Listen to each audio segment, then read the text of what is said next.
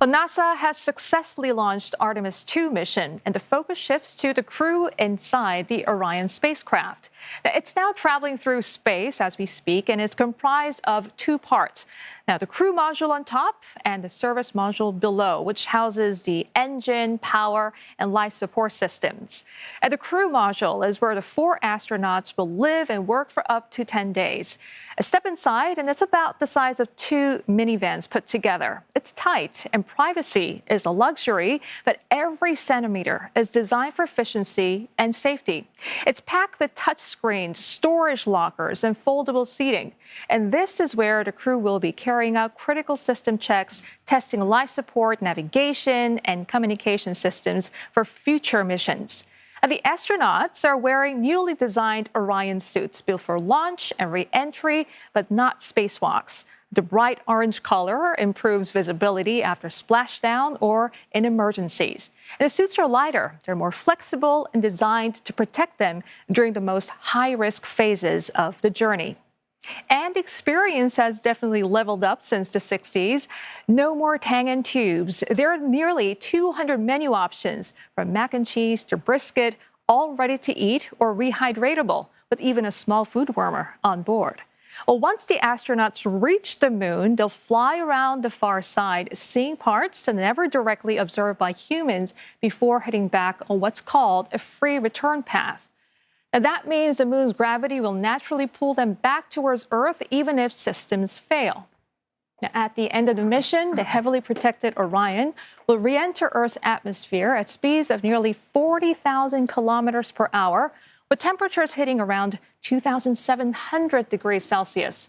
The capsule will then deploy parachutes and splash down in the Pacific Ocean off the coast of California, where recovery teams will be waiting. Well, Professor Quinton Parker is director at the Lab for Space Research at the University of Hong Kong. Prof. Parker, thank you so much for joining us this morning. I know you've been asked this probably dozens of times. You know, we've circled the moon, Apollo 8. We've walked it 6 times in subsequent years. So help us understand why this is such an important moment. There is the symbolism, but what will Artemis II prove, and what will it help us do? Well, it's been more than 50 years since the Apollo missions, and so many people are wondering, will we ever go back to the moon?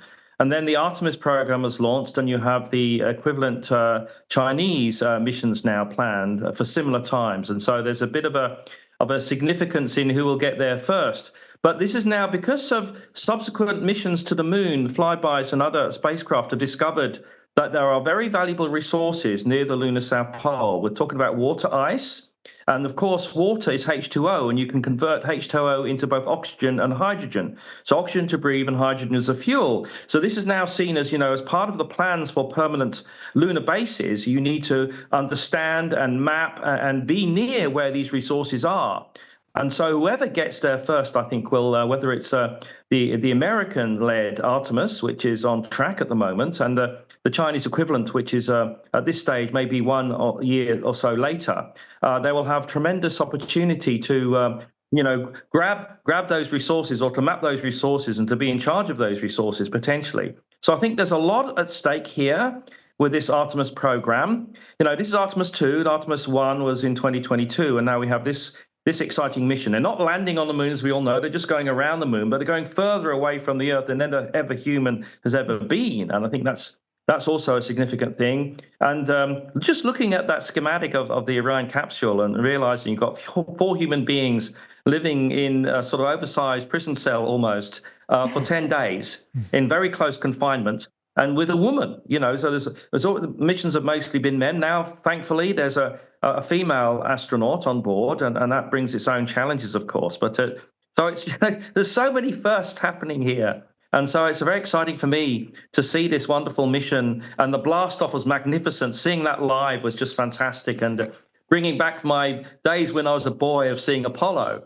So anyway, I digress. I'll get back to you to ask me another question. Sorry. Yeah, it was absolutely incredible, Professor. We share your excitement. But we are almost, 2 hours into the mission now? And even with a successful launch, the mission is far from over. What could still go wrong from here? And what contingency plans are in place if something goes wrong?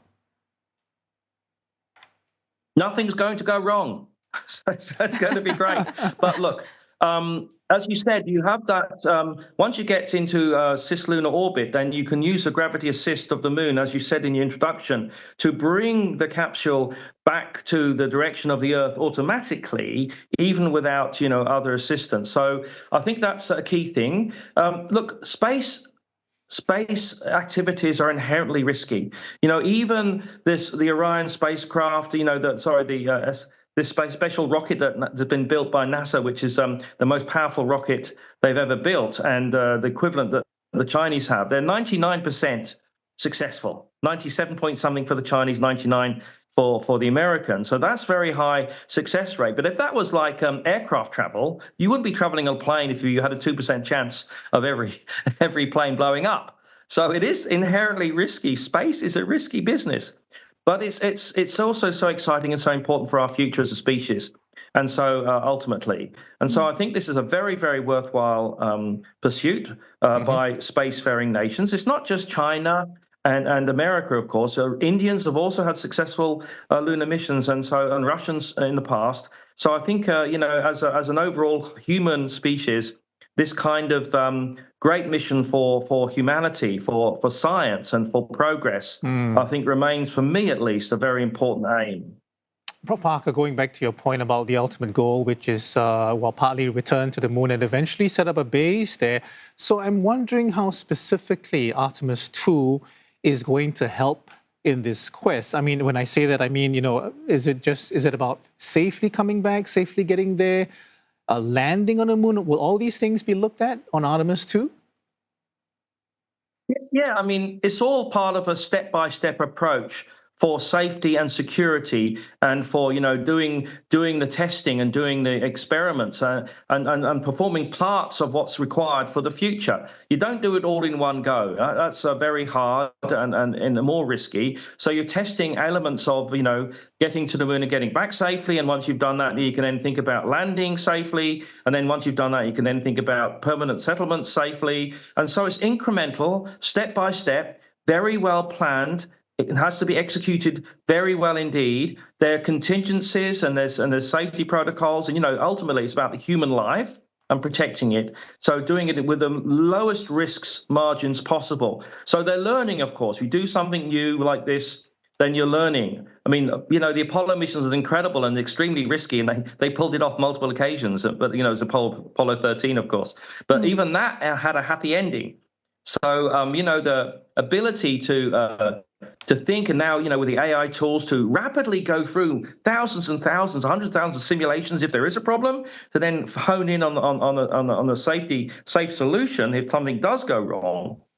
It's becoming the ability to do that is much, much greater than it ever was under Apollo. So it's step by step, safety first, learning, and incrementally advancing what you need to do everything properly. Yeah, Professor, and if I can touch on the timeline here, we've seen further delays to Artemis, with the first moon landing now pushed to Artemis 4, rather than the initial plan of Artemis 3. Is a setback or a necessary adjustment? Necessary adjustment due to learning processes about the difficulties of doing things.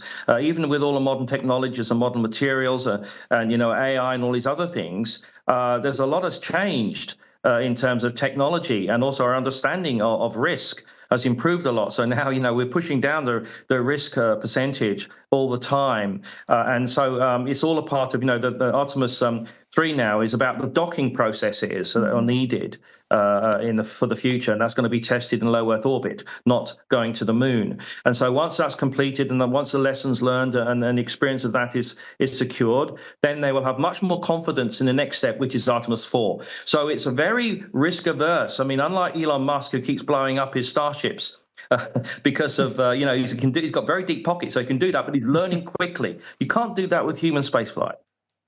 Indeed, exciting years ahead for space exploration. Thank you very much, Professor Parker, for joining us today. Professor Quentin Parker, Director of Lab for Space Research at the University of Hong Kong.